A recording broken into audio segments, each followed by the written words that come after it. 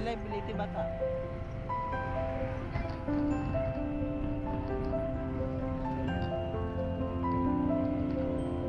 Meron ba availability bata?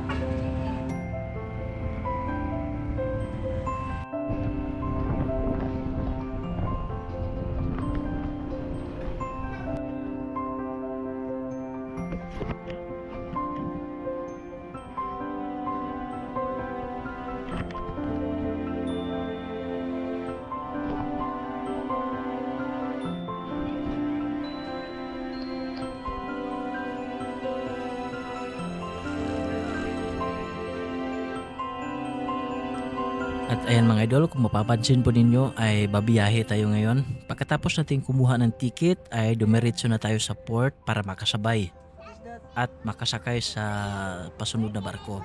Simple lang ang ating trip ngayon, pero gusto ko ring ma-dokumento ito para maibahagi po sa inyo ang aming lakad mga idol.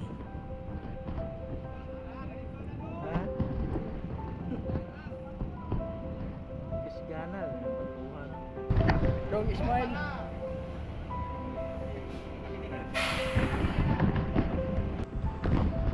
Yan guys. Ayun. Ismail. Cool down eh.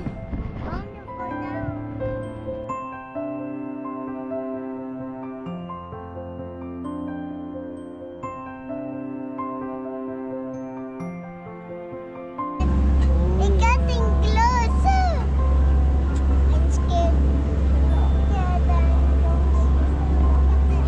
Yun. Ito yung bridge ng Cebu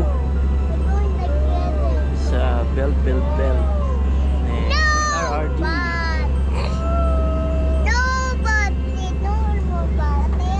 Sobrang haba. At habang nagpapatuloy ang biyahe mga idol, makikita po natin ang bagong tulay ng Cebu na nadadaanan ng barko. Ito po ang tulay na ginawa ng previous administration, PRRD. Napakalaki pong tulong po dito sa probinsya ng Cebu, itong tulay na ito. At para mapagaan yung daloy ng traffic. Maganda rin pala ang view kapag galing sa dagat. Lalo na siguro kung gabi tayo dadaan dito sa bridge. Why the air is just falling at my...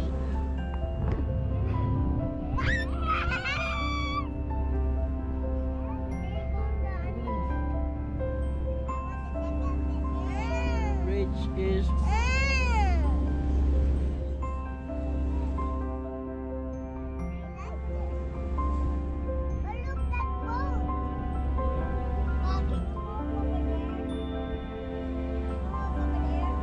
hindi na siya ko ang pulis. Oh.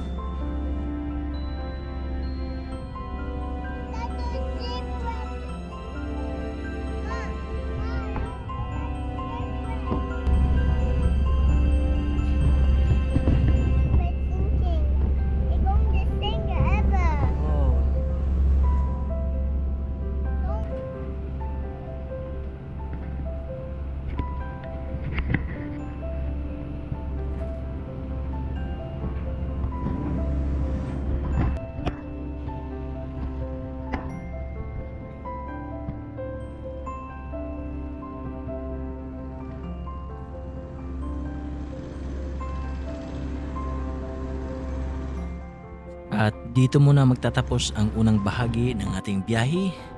Simple lang ang ating footage natin ngayon, pero sana nakasama ninyo kami sa kunting biyahe papuntang Cebu. Sa susunod, itutuloy natin ang ibang bahagi at ibang ganap ng ating lakad. Maraming salamat sa inyong oras. Ito po si Farmer Boy na nag-iiwan na God bless.